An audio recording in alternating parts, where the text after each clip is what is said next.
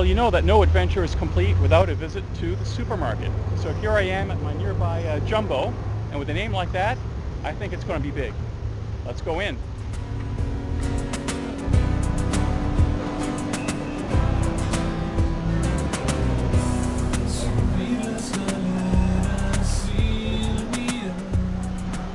Well, they have a Taste of the World section here.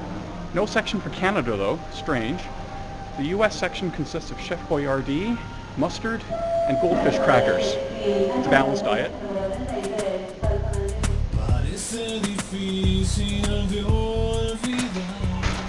Well, they've got a good wine selection here, so I'm going to see if there's anything that's worth bringing back home.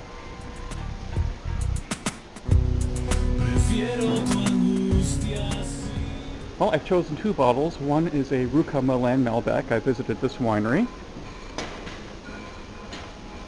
And the other is from Bodega Lurton, which I also visited, and it's also a Malbec Reserva in a nice protective case which should survive the trip home.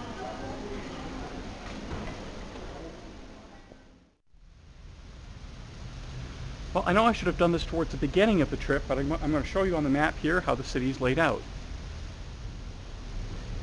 Normally when you look at a map of the city, north goes straight up.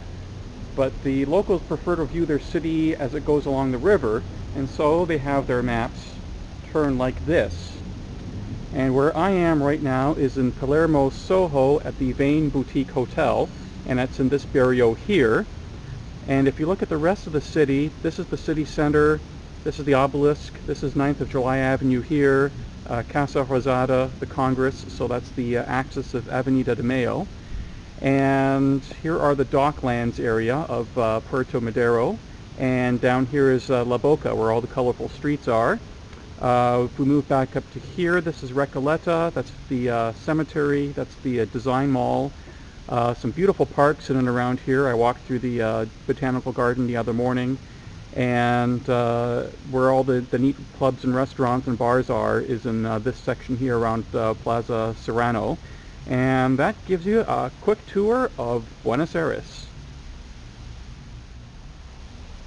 Well, after a busy day of sightseeing, it's Quilmes time. Cheers.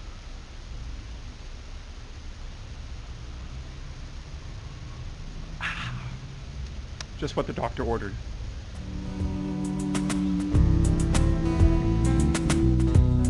Prefiero vagar en tu dolor.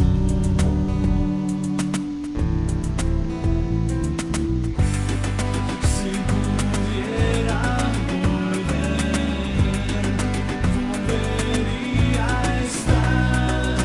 Dejo tu imagen atrás, tu perfume fatal, tu silencio mortal.